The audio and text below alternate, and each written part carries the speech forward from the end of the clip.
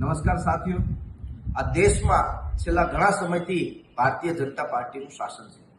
આ શાસન દરમિયાન આ દેશના યુવાનો વિદ્યાર્થીઓ સાથે અન્યાય કરવાનું આ સરકાર ચૂકતી નથી. વારંવાર પેપરો લીક કરી અને આ દેશના યુવાનો અને વિદ્યાર્થીઓ સાથે ભવિષ્ય સાથે છેડા કરવાનું કામ આ સરકાર કરી રહી છે. એનટીએ દ્વારા 2026 નીટનું જે પરીક્ષા લેવામાં આવી હતી, આ પરીક્ષામાં પણ પેપર લીક કરી અને આ દેશના લાખો વિદ્યાર્થી અને તેમના વાલીઓ સાથે અન્યાય કરવાનું કામ આ સરકારે કર્યું છે.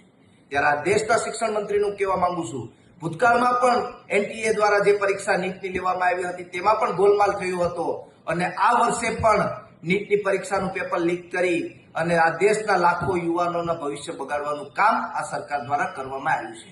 હાલ એનટીએ દ્વારા પરીક્ષા રદ કરી દેવામાં આવી છે, પણ ક્યાં સુધી તમારી ભૂલોના કારણે આ દેશના વિદ્યાર્થીઓ હેરાન થતા રહેશે, આ દેશના વાલીઓ હેરાન થતા રહેશે.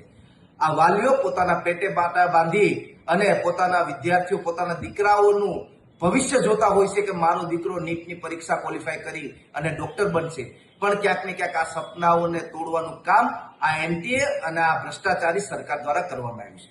ગુજરાતની વાત કરીશ, ગુજરાતમાં પણ છેલ્લા 7 વર્ષમાં 22 થી વધારે વખત સરકારી ભરતીઓના પેપરો લીક થયા છે. મિત્રો, આ પેપરો લીક થતા નથી, આ પેપરો લીક કરવામાં આવે છે.